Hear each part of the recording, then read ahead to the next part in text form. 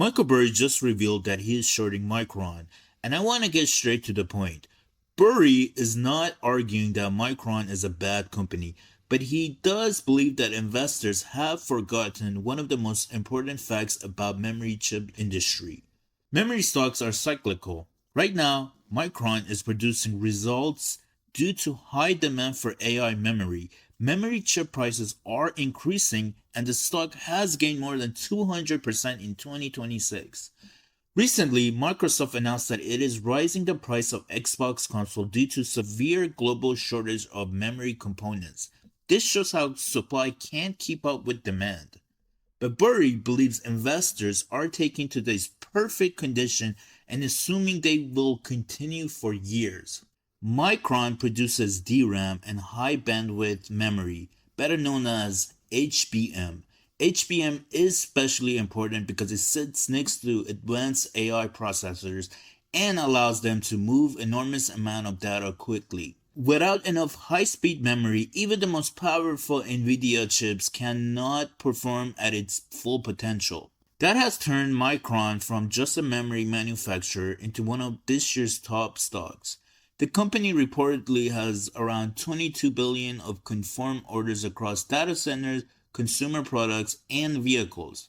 It also recently increased its planned American investment to more than 250 billion through 2035, including new factories and supply chain investments. But here's some concerns.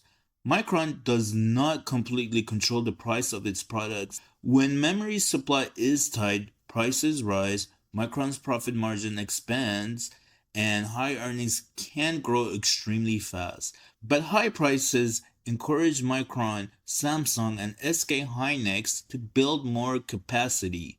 Eventually, that new supply reaches the market, prices fall, margins collapse, and profit can disappear much faster than investors expect. We have seen this cycle repeatedly. Micron generated more than 30 billion in revenue in 2022. 1 year later, revenue fell to around 15.5 billion and the company lost nearly 6 billion. Then the cycle turned again. By 2025, revenue had recovered to more than 37 billion. That is a big swing in only a few years. When I look at those numbers, I understand Burry's concern, even with the high demand.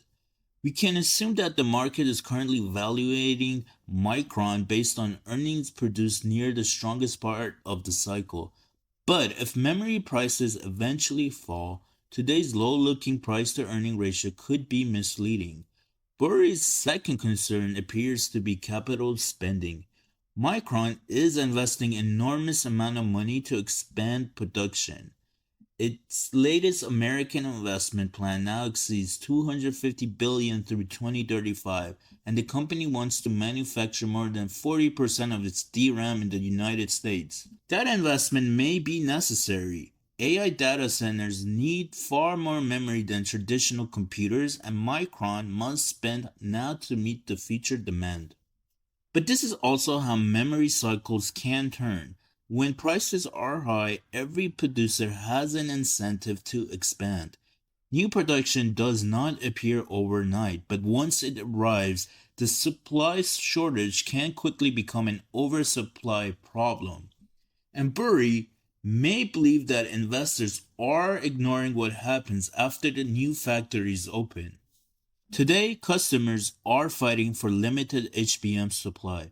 But what happens when supply catches up? What happens if AI chips become more memory efficient? What happens if hyperscalers slow their data center spending? And what happens if customers begin pushing back against record memory prices? Micron does not need the demand to disappear for Burry's short to work. Demand only needs to grow more slowly than the market expects. The third risk is that Micron is competing against two extremely huge companies. SK Hynix, which recently had its IPO, is currently considered the leader in the high bandwidth memory and reportedly controls the largest share of the HBM market. SK Hynix shares jumped on the first day as investors continued believing AI memory demand is bullish. Micron's stock price fell as SK Hynix began trading in the United States, suggesting that some investors were already considering that choice. Samsung is also another company that produces semiconductor memory. If Samsung or SK Hynix increases production faster, wins major customers, or creates better HBM products, Micron's current pricing power could weaken. Burry's fourth concern is the huge rise in AI spending. Companies like Microsoft, Meta, Amazon, and Alphabet are spending billions of dollars on data centers. This creates strong demand for NVIDIA chips and Micron memory. However, Burry sees a possible problem. Big technology companies say this heavy spending may slow down after a few years, but chip stocks are priced as though demand will stay high for much longer. If data center spending slows, Micron could finish building new factories just as customers start buying fewer chips. This is how memory chip cycle often end. Companies add more supply after strongest demand has already passed. Okay, now I want to push back on Burry's short thesis a little bit. I believe the bull case for Micron is also extremely strong. AI servers require much more memory than traditional servers. New AI models are becoming larger, and the process of actually running those models may create continuous demand for memory long after initial training is completed. Micron also has customers placing orders well in advance. That gives the company more visibility than it had during previous memory cycles. Micron, Samsung, and SK Hynix controls most of the global DRAM market. With only three major companies, they may be more disciplined about expanding supply than they were in the past, and HBM is not exactly the same as standard memory.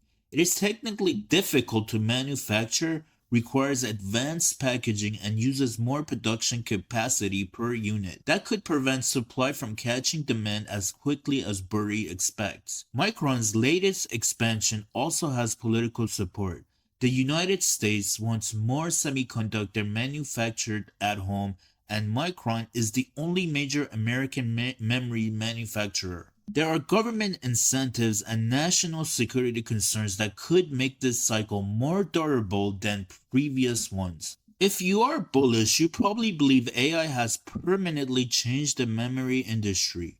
The belief is that demand is becoming stronger, supply will remain limited, and Micron will produce much higher profits than it did during the previous cycles. Even if Burry is correct about the next downturn, the stock could climb much higher before the cycle turns.